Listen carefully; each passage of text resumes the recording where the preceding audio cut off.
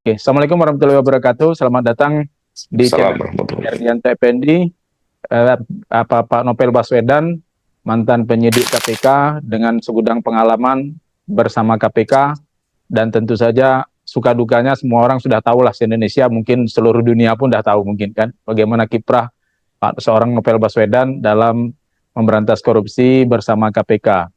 Dan hari-hari terakhir kita juga sering diminta oleh teman-teman Biro Hukum, Pak Iskandar dan teman-teman, untuk menjadi ahli dalam kasus-kasus pra-peradilan yang dihadapi KPK. Nah, ini yang kalau Biro Hukum kan tentu tinggal menghadapi sesuatu yang sudah dikerjakan oleh penyidik. Nah, bisa Ya, saja sebenarnya saya mempertanyakan ini juga kepada teman-teman penyidik KPK yang saat ini ada, tapi kan tentu itu melanggar kode etik pula kalau mereka harus bicara panjang lebar terkait dengan tugas dan kiprah yang saat ini berada di posisi penyidik. Maka lebih bagus mungkin tanya seperti Pak Novel Baswedan yang berpengalaman dengan jam terbang yang tinggi, suka duka menjadi penyidik KPK. Nah, selama ini yang selalu jadi keluhan dan selalu jadi komplain dari para tersangka KPK itu adalah terkait pasal 44. Nah, di dalam perubahan Undang-Undang KPK, pasal 44 kan tetap ada kewenangan ya, penyelidikan untuk mengumpulkan bukti. Nah, ya, kita selalu, teman-teman yang ahli dari KPK bersama teman-teman Biro Hukum selalu berpandangan bahwa di dalam khususan Undang-Undang KPK, baik yang sudah dirubah maupun yang belum dirubah, tetap mempertahankan kewenangan melakukan penyelidikan oleh KPK, dan di dalam penyelidikan itu ada kewenangan untuk mencari dan mengumpulkan bukti. Nah, ya, sementara kalau berdasarkan KUHP kan penyelidikan hanya menentukan apakah ini suatu tindak pidana atau bukan. Dan ya, pencarian dan pengumpulan bukti itu pada proses penyidikan. Nah, ya, kita berpendapat bahwa ya nggak masalah, karena memang itulah kekhususan KPK. Dan ya, tetap proses penetapan tersangka tetap pada proses penyidikan. Jadi tidak pada proses penyelidikan. Dan ini di pengadilan yang sama, Jakarta Selatan, itu beberapa kasus yang dihadapkan, ya walaupun pada umumnya kita ditolak permohonan pra peradilan, tapi ada juga yang diterima. Nah, baru-baru ini juga ada tuh, Pak Novel, ada juga yang diterima, dan saya jadi ahli dalam kasus itu. Sementara di satu kasus yang konstruksi hukumnya sama, Pak Azmi Saputra jadi ahli dari KPK, itu ditolak. Nah, yang saya kebetulan nasib naasnya diterima. Jadi, ada apa nih, saya pikirkan, tapi ya terlepas lah, kita nggak sampai ke sana lah kan kajiannya. Tapi pertanyaannya artinya hakim di satu pengadilan yang sama saja tidak satu pemahaman tentang kewenangan ya, KPK. Karena dalil pertimbangan hakim pada saat itu mengabaikan pendapat saya. Karena katanya ahli terlalu parsial dalam memahami undang-undang, karena buku sucinya, buku sakunya dalam penegakan hukum, proses penyelidikan penyidikan tetap KUHP. Oleh karena itu memang harus diperhatikan, karena penyelidikan itu menentukan tindak pidana atau tidak, hanya itu tugas penyelidikan, gitu dalil yang dipertimbangkan. Kemudian teman-teman ahli dari pemohon juga selalu mendalilkan itu, karena tetap harus melewati proses penyelidikan, termasuk kemarin dalam kasus Hasto. Tapi kalau kita berpandangan bersama tim Biro Hukum, ya penyelidikan itu kan kalau peristiwa itu belum jelas tindak pidana atau bukan. Kalau sudah jelas dia tindak pidana, ya ngapain lagi diulang penyelidikan? Kan tinggal meneruskan aja proses penyidikan. Nah, yang jadi pertanyaan saya itu, apakah memang sulit, atau karena memang penyidik KPK merasa punya kewenangan khusus itu, atau kenapa misalnya untuk posisi aman, kenapa nggak misalnya ya masukkan aja penyidikan, walaupun sudah terkumpul alat bukti, diulang lagi dalam proses penyidikan, baru kemudian ditetapkan tersangka. Nah, kira-kira bagaimana tuh, Pak? ya, ya, menarik memang. Ya, Jadi kalau kita bicara terkait dengan pasal 44 itu kan, uh, Pak Erdianto, uh, tentunya dalam hal untuk memahami itu bisa jadi maksudnya adalah agar berhati-hati dalam menetapkan tersangka karena ya, ya, adanya syarat alat bukti. Dan uh, menarik sekali karena kalau kita bicara terkait dengan alat bukti, berarti kan bicara perbuatan tuh, ya, yang ya, mana perbuatan orang. Kalau bicara alat bukti nggak mungkin bicara peristiwa. Oleh karena itu, ketika bicara perbuatan, itu sudah menunjuk orang siapa yang berbuat, dan itu ya, ya, pembuktian terkait dengan hal itu. Memang menarik sekali kalau proses penyidikan ditemukan adanya apa namanya adanya bukti-bukti kejahatan lain, apakah harus melalui penyelidikan dulu, apa langsung melapor karena kan ditemukan bukti-bukti. Menarik sekali begini, apa namanya, Pak Ardianto. Kalau di KPK itu penyidik itu juga merangkap sebagai penyelidik sebenarnya. Jadi ketika dia mendapatkan tugas penyidikan dan kemudian dia sudah menemukan adanya alat bukti terkait dengan kejahatan lain yang terjadi, maka apakah melalui proses formalitas bahwa harus dilakukan penyelidikan atau langsung bisa melapor. Ini yang menurut saya mestinya bisa dipandang bahwa setelah ditemukan ya tinggal melapor sebagaimana pasal 44. Iya. Nah, jadi cuman perlu cari-cari lagi kan sudah pada awal mulai proses penyidikan sebetulnya sudah bisa menetapkan tersangka kan. Jadi tidak harus saya di bagian betul. akhir kan. Ya. Soal ini juga saya berpandangan begini. Memang belakangan ini KPK sepertinya mengikuti pemahaman umum ya di penegak hukum lain bahwa ketika naikkan penyidikan itu awal-awal belum tersangka dulu. Berbeda dengan KPK. Kenapa? KPK itu sudah bicara alat bukti di penyelidikan. Ya, itu dia keistimewaan kan? Ya, betul. Dan itu diatur khusus. Ya. Ketika itu diatur khusus soal adanya alat bukti, artinya sudah bicara perbuatan. Kalau perbuatan itu menunjuk orang. Ketika dia menunjuk orang, maka harusnya sudah jelas siapa tersangkanya. Jadi ketika naikkan penyidikan harusnya langsung tersangka. Nggak perlu harus penyidikan kosong yang nggak ada tersangkanya. Itu pandangan saya. Kenapa?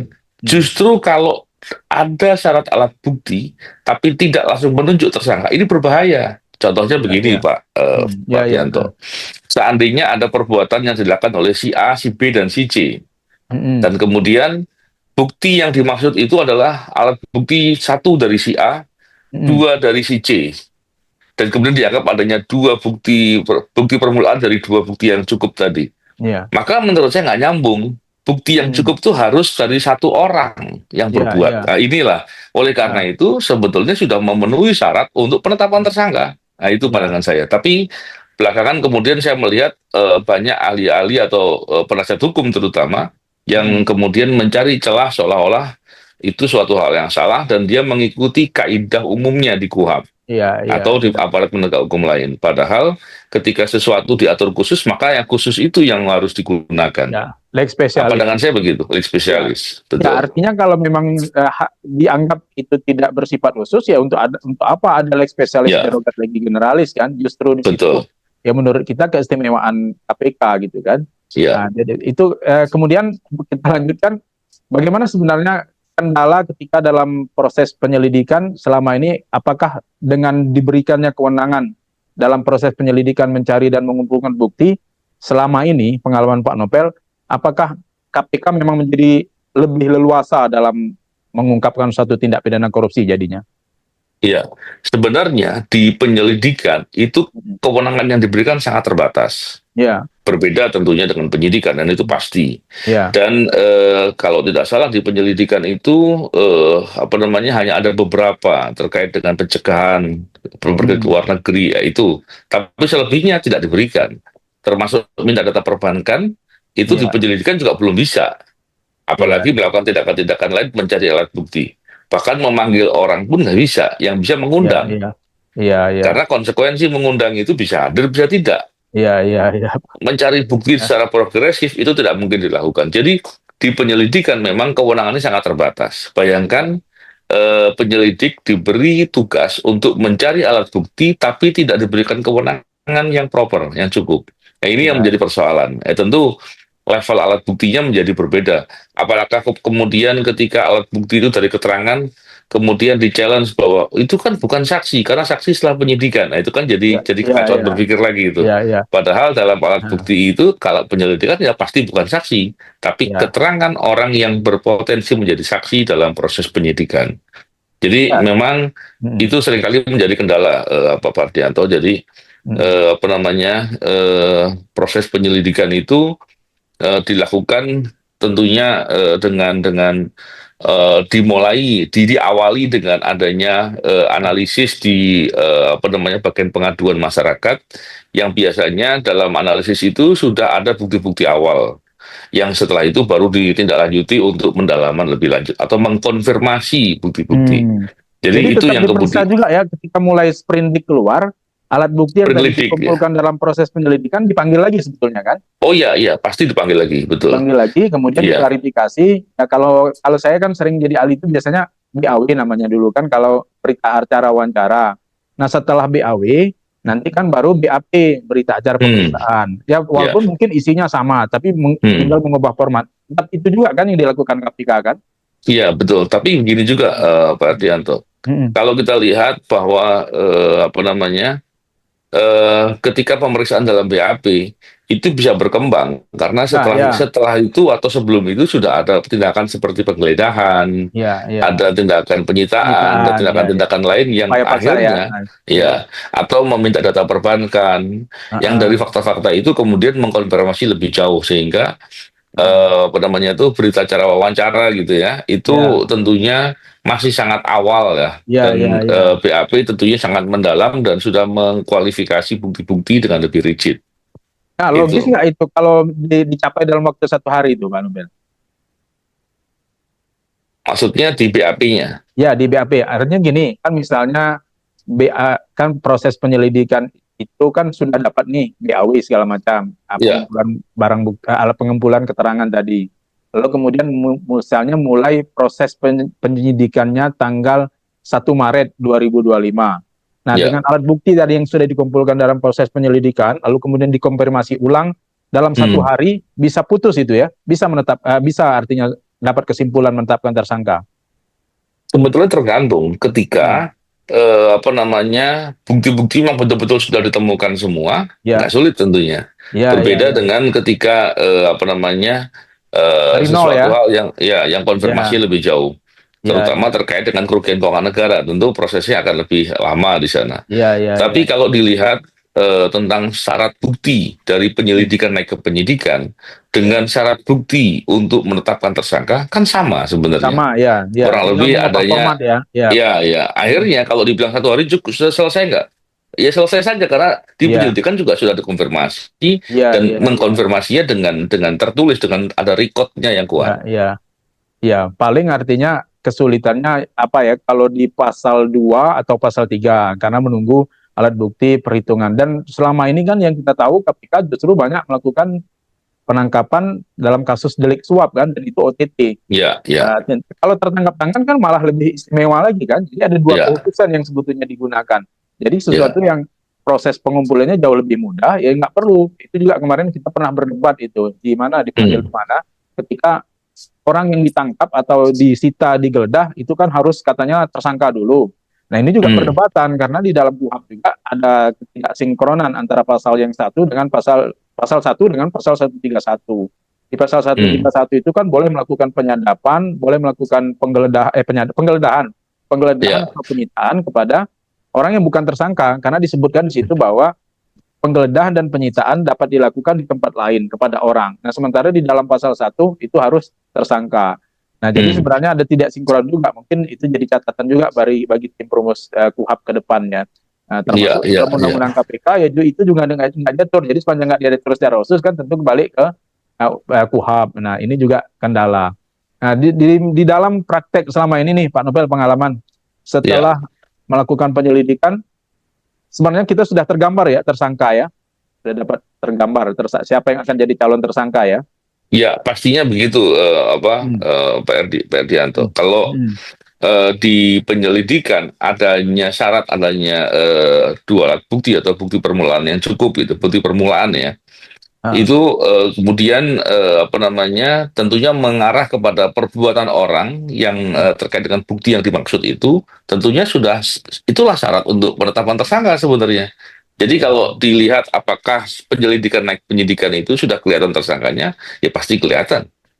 Ya, artinya pasal 44 ini idealnya tetap dipertahankan ya Pak Nobel ya. Iya, membantu. Betul. Nah, sejauh ini dengan adanya perubahan undang-undang KPK kan ada yang dirubah beberapa, termasuk misalnya syarat menjadi pimpinan kemarin kan yang minimal 50. Makanya Pak Nobel jadi terpaksa nggak bisa daftar gitu kan.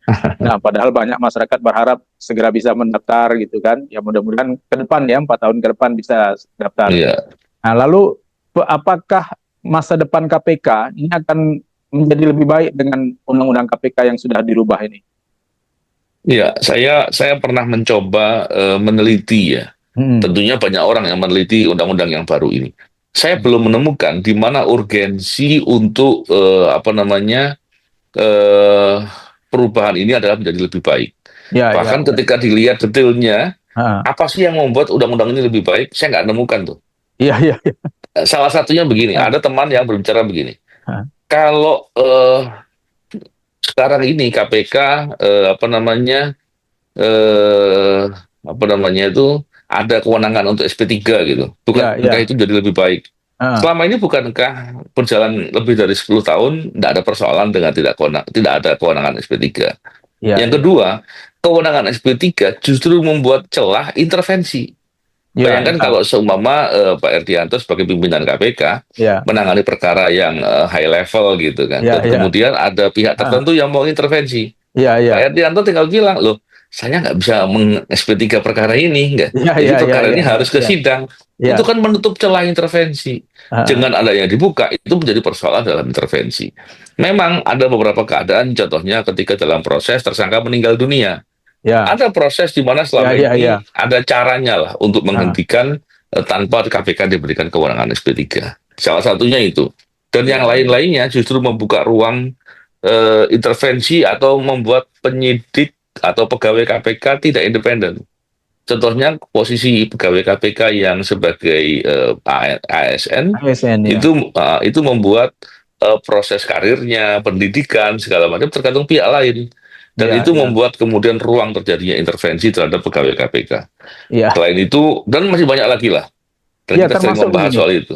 Ya termasuk ada soal berkaitan dengan di dalam pasal pasal berapa pasal 44 juga kalau nggak salah itu ada ketentuan bahwa KPK itu pimpinan KPK itu katanya tidak lagi berstatus sebagai Oh penyidik. ya, Walaupun ya, menurut ya. saya sebenarnya di dalam bunyi-bunyi pasal tersebut tidak ada penegasan bahwa dengan berlakunya undang-undang baru pimpinan KPK bukan lagi sebagai penyidik dan penuntut umum. Saya tidak membaca itu. Cuma kan Ya, pimpinan ya, KPK bertugas wewenang ini. Nah ini juga ya, sering jadi soal di pra peradilan. ya.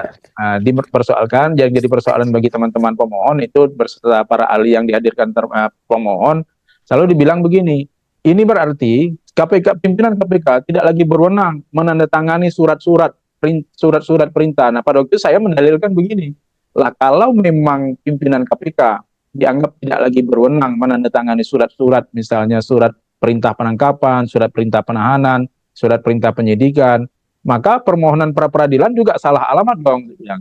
Nah, bukankah harusnya kalau begitu permohonan pra peradilan langsung ditujukan saja kepada misalnya penyidik siapa gitu kan? Nah, tapi kan tetap administrasi, saya bilang. Saya Ya, ya, mendalilkan ya, itu ya. dan sejauh ini yang dalil yang saya kemukakan dalam beberapa kasus itu kita diterima itu yang itu oleh hakim. Ya, Hmm. tapi kan hakim nggak seragam karena prinsip Ya. independensi para hakim Hmm. apa namanya two jurisdictions three meaningan, 2 orang sarjana hukum menghasilkan 3 pendapat. Gitu juga nggak bisa masuk ke situ kan. Nah, tetapi Hmm. artinya kembali ke masa depan KPK, bagaimana Pak Nobel melihat perubahan undang-undang KPK ini dengan termasuk juga meningkatkan usia pimpinan dari 45 menjadi 50. Apakah masa depan KPK akan menjadi lebih baik dengan perubahan undang-undang? Terus apakah kemudian akan memberikan jaminan bahwa penegakan hukum akan lebih baik, tetapi juga mungkin ada sebagian orang yang berpandangan bahwa ya KPK ini kan ad hoc, nanti fungsinya dikembalikan aja kepada polisi dan jaksa, menunggu sampai kepercayaan publik kepada polisi dan jaksa meningkat. Ini kan dalam kasus tambang timah ini dan sekarang Pertamina, ini kan kejaksaan menggeliat juga ini kan, meningkatkan kepercayaan publik juga kepada KPK. Nah ini gimana kira-kira masa depan KPK nih Pak Nobel? Apakah perlu KPK ini tetap kita pertahankan? Iya, iya. Nah, Memang kalau kita lihat perubahan undang-undang KPK ini, saya yakin maksudnya memang untuk melemahkan ya. Terlepas melemahkan. dari ada Nah, yang berpandangan lain itu terserah. iya, Tapi iya, iya. saya Nah, dalam beberapa kesempatan saya sampaikan itu. Bahkan saya pernah diundang di forum UNODC, nah, itu saya sampaikan secara terbuka waktu itu di Abu Dhabi ya. Saya sampaikan bahwa ini maksudnya untuk melemahkan dan membuat KPK semakin gak berdaya. Ingat loh, sebelum adanya putusan MK, itu KPK justru tidak kewenangannya untuk menggeledah menyita, itu izinnya ke Dewas dan ke Pengadilan Negeri. Artinya itu menjadi lebih lemah dibanding semua penegak hukum. Bayangkan, penegak hukum yang lain itu memang mestinya izin ya defaultnya, tapi dalam hal yang keadaan memaksa atau dalam keadaan segera itu bisa dalam perlu dan mendesak itu bisa tanpa izin pengadilan dan setelah itu minta persetujuan setelah tindakan. Tapi KPK nggak berwenang itu. Tidak diberikan ruang itu. Nah, ini salah satu beberapa hal yang menunjukkan memang maksud membuat undang-undang melemahkan memang. Jadi seperti itu. Dan saya memandang begini, keberadaan KPK itu sangat penting. Kenapa? Kita lihat sebetulnya, karena KPK itu sebetulnya bukan untuk menangani semua perkara tidak pidana korupsi. Dia hanya terbatas kepada penyelenggara negara dan penegak hukum. Sekarang pertanyaannya adalah, apakah penegak hukum di Indonesia ini masih berlaku korupsi apa enggak? Masih sangat korup gitu. Artinya tugas KPK masih banyak gitu. Jadi bukan sekedar kepercayaan masyarakat, nanti sifatnya manipulatif. Sekarang tanya aja kepada masyarakat, apakah praktek korupsi di penegak hukum masih banyak terjadi? Itu semuanya hampir pasti sepakat bahwa banyak. Gitu. Nah ini berarti tugas KPK walaupun tidak selalu bisa dibuktikan, tapi kan seperti buang angin kan, dapat dicium walaupun mungkin tidak dapat dilihat. Iya. Tapi sebetulnya kalau ada langkah untuk minta dibuktikan dan yang disuruh membuktikan itu dikasih kewenangan, nggak sulit gitu. Dan diberikan jaminan untuk tidak dikriminalisasi kan. Saya kira berani bersuara kan. Tapi betul. Memang kan visi KPK kan berubah nih sekarang Pak Nobel. Kalau dulu kan ada penindakan. Nah, kalau sekarang kan lebih condong memang pencegahan. Jadi saya kira di balik desain perubahan undang-undang KPK ini, para pendesain ini memang menginginkan KPK ini menjadi lebih smooth, lebih pada fungsi pencegahan, lebih pada fungsi preventif daripada fungsi, karena visinya juga sudah berubah kan. Nah, bagaimana dengan idealnya pimpinan KPK gitu, nah Pak Nobel? Karena banyak juga yang sekarang mengatakan urusan pimpinan KPK sekarang ini terlepas dari kita nggak masuk nih ya. Bagi saya bukan soal saya masuk atau enggak, tapi kan kenapa saya berani mendaftar kemarin, karena saya berpikiran bahwa mesti ada wakil akademisi yang masuk gitu kan, wakil masyarakat sipil. Nah tapi ternyata sekarang kan penegak hukum semua nih jadinya, penegak hukum. Nah, jadi ini juga yang banyak yang berpikir underestimate terhadap pimpinan KPK sekarang. Bagaimana mungkin pimpinan KPK itu mereka adalah masih merupakan bagian dari sistem peradilan pidana, mereka masih merupakan bagian dari aparat penegak hukum. Karena ya memang masyarakat berharap itu yang netral, yang berani bersikap, walaupun kumpul juga ya sebetulnya kepada pimpinan KPK sekarang. Dalam kasus Hasto misalnya berani juga gitu kan, dan ini meningkatkan kepercayaan publik. Makanya ketika kemarin sidang Hasto itu kita ramai juga kan mendapat dukungan. Jadi video-video kita, channel-channel kita yang terkait itu ramai yang nonton. Jadi komentar juga ramai itu. Nah, jadi artinya belum tentu juga ya masyarakat sipil tidak terlibat di dalam kepemimpinan KPK itu melemahkan KPK. Nah, itu tapi kira-kira pandangan Pak Nobel gimana? Idealnya gimana? Ya, memang begini. Tadi saya kelewat yang soal umur ya. Kalau saya ulangi sedikit yang soal umur. Tadi kalau sekarang ada perubahan Undang-Undang KPK nomor 19 2019 dari usia 40 menjadi 50. Menurut saya itu nggak tepat lah. Karena di jabatan-jabatan lain bahkan menjadi seorang presiden pun usia 40 gitu. Ini kan menurut saya kelebihan.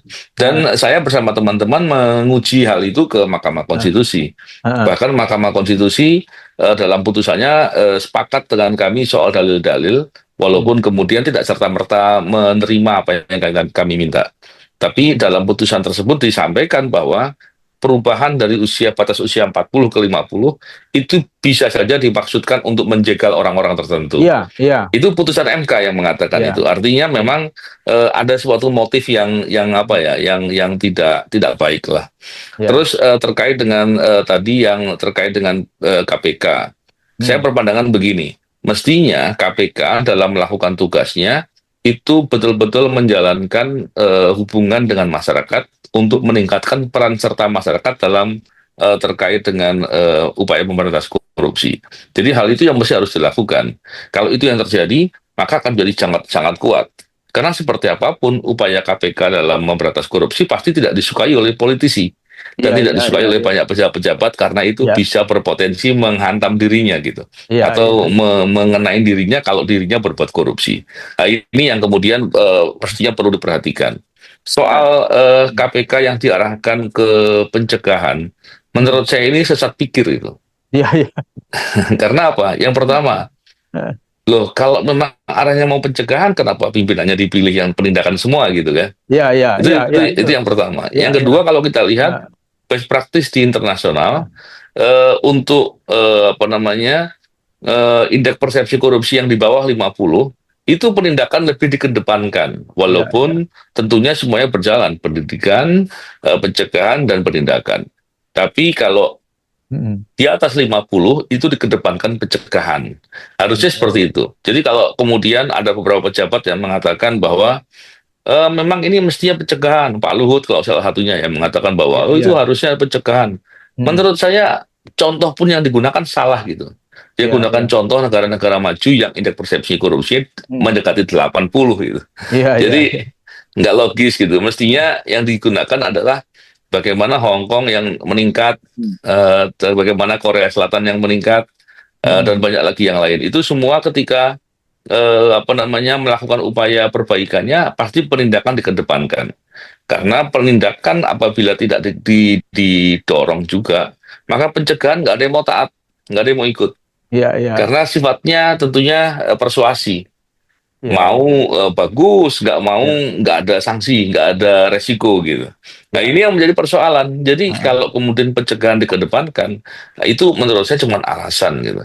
iya, iya, Walaupun tentunya apa namanya idealnya upaya memberantas korupsi sebisa mungkin selaras dengan arah kebijakan pemerintah. Saya berpandangan begitu karena kemudian kan dikhawatirkan mengganggu pembangunan, mengganggu segala macam. iya, iya, Tapi sebetulnya kalau kita ah, sadari ah, memberantas korupsi itu bukan cuma tugas KPK gitu. iya, iya, iya, Karena ada lembaga-lembaga lain yang juga bertugas atau bertanggung jawab untuk memberantas korupsi. Dan kalau kita lihat, memberantas korupsi itu kebutuhan siapa? Kebutuhan negara, kebutuhan masyarakat. masyarakat rakyat, Bahkan pemerintah kalau seandainya korupsi itu masif gitu, maka hmm, tidak mungkin visi dan misinya bisa berjalan. iya, iya, Karena mereka akan gagal ketika praktek korupsi nah, banyak dan itu akan sangat lingkaran menghambat. setan mestinya kan, Iya, jadi nggak akan bisa jalan. Jadi pemerintah pun harusnya butuh dengan upaya iya, memberantas korupsi. Idealnya, memberantas korupsi betul-betul dipimpin oleh presiden. iya, iya, iya, Kalau harus dari presiden atas yang ya, mau iya, ya memimpin, dia bisa menggunakan alat apapun iya, semua kekuatan untuk ya, ya semua kekuatan untuk bisa memberantas korupsi yang efektif, hmm, hmm. transparan dan jujur gitu. Karena itu yang poin penting. Jangan sampai memberantas korupsi hanya untuk memukul lawan politik kan gitu kurang Ah, iya, lebih. iya, itu yang terjadi itu, Ya, ya. Jadi ah, ketika perspektifnya seperti itu, kita akan betul-betul punya keyakinan dan punya harapan untuk mencapai kemajuan yang luar biasa bagi Indonesia. Harusnya begitu. Tapi kalau kemudian seolah-olah KPK-nya ada, tapi dilemahkan, tapi iya, sekedar sekedar ada, dibiarkan saja, ya, biar ada saja, nah ah, itu jadi persoalan. Yang rugi iya, siapa? Yang rugi kita semua. Karena iya, praktek korupsi begitu banyak dan kemudian iya, akan mengganggu dan pasti merugikan kita langsung ataupun tidak langsung, dan iya, pasti kerugiannya juga akan jangka panjang. Kurang lebih iya. seperti itu. Ya, jadi dianggap kan seperti ini, kalau misalnya pencegahan, jadi kan betul, saya tertarik itu kan, kalau misalnya dibilang ini lebih pada pencegahan, mestinya pimpinannya itu latar belakang keguruan aja kan, psikologi, Iya, iya, iya. pendidikan keguruan, jadi bukan orang-orang hukum, padahal syarat untuk jadi pimpinan KPK kemarin kan harus berlatar belakang hukum, latar belakang akuntansi, dipersyaratkan seperti itu kan.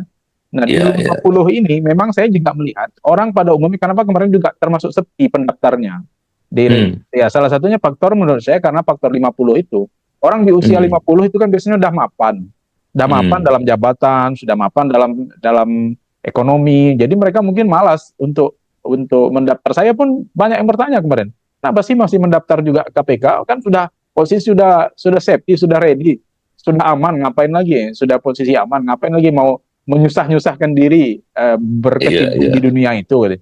Nah, yang semangat itu kan justru memang pada umumnya banyak adalah mereka yang berusia di bawah 50 kan, yang sedang on fire gitu kan.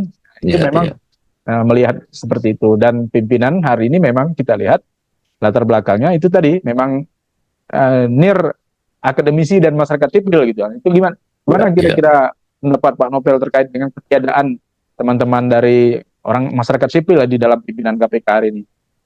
Iya, kalau kita lihat memang begini, tentunya kita berharap adanya perwakilan dari akademisi dan masyarakat sipil. Harapannya adalah agar lima pimpinan KPK ini kuat. Ada 5 gitu kan? 5 ini kuat. Kenapa? Di antara 5 ini kan mereka mengambil keputusan secara kolektif kolegial. Jadi seandainya ada intervensi-intervensi, maka pola pikirnya akan bisa lebih bisa beragam dan bisa berdiskusikan itu. Artinya itu menjadi kekuatan untuk menghindari atau membentengi pimpinan KPK yang 5 orang ini dari intervensi-intervensi. Tapi kalau semuanya kemudian diambil dari aparatur yang atau birokrat yang sudah udah melalui proses loyalitas segala macamnya, akhirnya menjadi ruang untuk mudah terjadinya intervensi, walaupun tentunya belum tentu juga ya, tapi potensinya menjadi lebih besar begitu kurang lebih. Nah, terus ada juga yang mensinyalir gini Pak Novel, ini saya mau bertanya di dapurnya nih, artinya ada yang beranggapan bahwa seakan-akan ada tidak harmonis tuh antara penyidik, penuntut umum dengan pimpinan. Katanya kadang perintah pimpinan nggak nyambung juga kepada penyidik. Kadang-kadang penyidik itu katanya punya apa sendiri gitu, punya kebijakan sendiri, punya haluan sendiri. Apa benar tuh seperti itu? Ya, selama ini memang begini. Pengalaman. Ya. Di KPK itu nuansanya adalah egaliter. Ketika ada suatu hal yang yang diperbincangkan, itu antara penyidik atau fungsional dengan struktural dengan pimpinan itu bisa mendiskusikan atau berdebat secara objektif, secara terbuka gitu. Terbuka. Kalau tidak ada sistem komando ya di sana. Tidak ada sistem komando. Sehingga seandainya ada pimpinan yang bermasalah gitu, kayak Firly Bahuri lah contohnya, bisa memberikan perintah-perintah yang nggak benar, itu ada saja kemudian fungsional yang akan membantah gitu, atau menyampaikan, ini kan nggak bisa, ini kan melanggar aturan ini dan seterusnya. Pertanyaannya adalah ketika fungsional menyampaikan itu, apakah itu dianggap sebagai pembangkangan? Tentu tidak gitu. Ini karena ketidakpahaman pimpinan KPK dengan budaya organisasi KPK yang sudah terbangun lama gitu. Harusnya budaya organisasi yang baik itu dipertahankan dan kemudian pimpinan bisa memperkuat atau mengikuti pola yang sudah baik gitu. Kalau yang kurang baik diubah dengan pola yang benar gitu. Bukan terus kemudian justru malah ingin mengubah yang menjadi tidak baik. Kalau yang saya lihat terakhir kemarin di era pimpinan yang sebelumnya, itu banyak perubahan value dari KPK yang kemudian membuat independensi, integritas menjadi bermasalah. Dan banyak sekali. Dan itu kemudian memang merusak KPK dari budaya organisasinya. Tapi yang tadi yang disampaikan oleh Pak Erdianto bahwa apakah ada mereka yang maunya sendiri begini? Nggak mungkin. Karena di KPK itu ada mekanisme memberikan sanksi dan pemeriksaan internal. Sehingga kalau ada orang berbuat begitu, harusnya diperiksa aja. Contohnya, disuruh penyidik dia nggak mau. Berarti kan apa? Dia melalaikan kewajiban. Melalaikan kewajiban ada sanksinya. Masa sih pegawai KPK nggak takut diberi sanksi gitu. Tapi ketika menyampaikannya dengan dasar yang jelas, dengan atau posisi yang menolak ini justru posisi yang benar, maka bagaimana mau diperiksa dan bagaimana mau dikasih sanksi? Nah, akhirnya terjadi justru malah dipersepsikan. Nah, itu salah menurut saya. Artinya tidak ada. Terus gini mungkin agak seksi nih mungkin. Apakah selama pengalaman nih ada intervensi kekuatan politik itu ada atau enggak kira-kira? Saya kira banyak sekali intervensi. Banyak ya. Cuman masalahnya adalah sekuat apa pimpinan KPK kemudian bisa membentengi diri atau membentengi KPK dari intervensi-intervensi itu.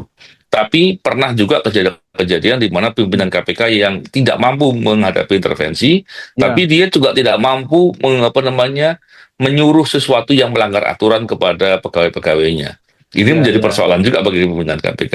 Bukankah itu malah bagus gitu kan? Iya, iya. Artinya budaya organisasi yang kuat itu justru Mm. bisa menjadi apa namanya, lapis kedua untuk mencegah terjadi intervensi-intervensi.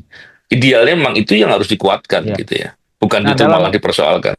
dalam kasus apa sekarang Bang Jabar Banten atau Ya, kasus Hasto, apakah ada pengaruh kekuatan politik dibanding atau tidak dalam penegakan hukum ini? kalau kasus Hasto saya yakin ada. Ya, Adanya kenapa? ah, Harusnya Hasto itu tersangka 2020.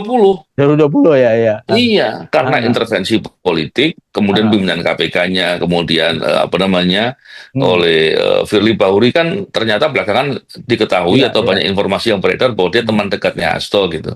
iya, Nah, iya. ini kan menggambarkan bahwa Ah. intervensi itu ada karena ada konflik of interest Nah, diantaranya. sebentar saya potong sebentar, artinya politik untuk tidak menindak ya, bukan seperti Iya, sekarang. iya, iya. Seperti anggapan orang ini politik karena berseberangan dengan pemerintah, jadi sekarang dilaksanakan. Justru Iya, sebelumnya yang politik itu menurut iya. Pak Nobel ya. Kalau Jadi apa Bang Jabar Banten itu kasusnya cukup lama rasanya. 2 tahun udah yang lama lalu juga ya. saya sudah mendengar itu gitu. Iya, iya. Artinya apa namanya, dilakukannya sekarang ya memang karena pimpinannya sudah berganti dan Hmm. apa namanya, mereka punya kesungguhan untuk menuntaskan perkara-perkara yang belum tuntas. Saya Oh kira iya. itu baiklah. Iya, jadi nggak ada intervensi politik gara-gara misalnya, bahkan sebetulnya yang bersangkutan sekarang orang pemerintah kan, Iya, yang iya, iya. ya, iya, Kalau bicara intervensi politik tadi kan umum tuh berlaku, baik iya, iya, itu sifatnya mendorong atau menahan kan. iya, iya, iya, iya, Jadi iya. saya bisa bilang bahwa bisa Nah, jadi di beberapa tahun yang lalu ada intervensi politik, bisa jadi. iya, Saya iya, tidak tahu karena saya sudah iya, keluar kan. Tapi iya, kalau di kasus Hasto saya tahu karena saya masih di sana. iya, iya, iya, iya. Nah, terakhir mungkin nih Pak Nobel, sebelum kita tutup, masa depan pemberantasan korupsi dengan presiden sekarang, apakah akan lebih baik atau tidak nih, Pak Nobel? Ya, memang kita mengapresiasi ketika Pak Presiden, Pak Prabowo ketika awal menjabat di forum forum di gedung MPR ya, beliau Hmm. menyampaikan soal pidato awalnya soal pemberantasan korupsi. Tapi persoalannya adalah apakah kemudian itu diimplementasikan. Yang kedua, apakah itu ditindaklanjuti oleh aparatur di bawahnya, para pembantunya, untuk betul-betul menghadirkan upaya memberantas korupsi yang sungguh-sungguh. Terlepas dari segala persoalan masalah hari ini, masalah ekonomi, masalah kebocoran, masalah apa namanya itu pembangunan yang nggak efektif, kesalahan dan segala macam Ya, yang ya, itu ya, banyak ya, sekali, ya. itu Pemotongan semua praktek anggaran ya. korupsi di belakang itu. Iya, iya, Yang iya. dampaknya akhirnya timbul permasalahan ekonomi, timbul efisiensi yang seperti sekarang. Saya yakin karena itu ada praktek korupsi yang sudah-sudah dan itu menjadi beban yang begitu besar buat negara. Apakah kita ingin mengulangi lagi? Harusnya Iya, kan iya. enggak ya. Ya. Oke, baik Pak Novel Baswedan, salah satu aset kebanggaan bangsa Indonesia, saya kira dalam pemberantasan korupsi. Senang kami telah berkenan hadir di channel kami. Semoga mendapatkan barokah di hari Jumat yang barokah pada hari ini. Kita pembahasannya, tapi mungkin nanti publishnya mungkin tidak hari ini, karena Baik. proses editing dan rekaman. Terima kasih atas dukungannya. Kami berharap kita semua tetap dapat bersinergi dalam memberantas korupsi di Indonesia dan penegakan hukum di Indonesia. Terima kasih sekali lagi Pak Novel Baswedan. Terima kasih, sama-sama. Berkah. Assalamualaikum warahmatullahi wabarakatuh. Selamat menjalankan ibadah puasa. Assalamualaikum Terima warahmatullahi kasih. wabarakatuh. Waalaikumsalam warahmatullahi wabarakatuh.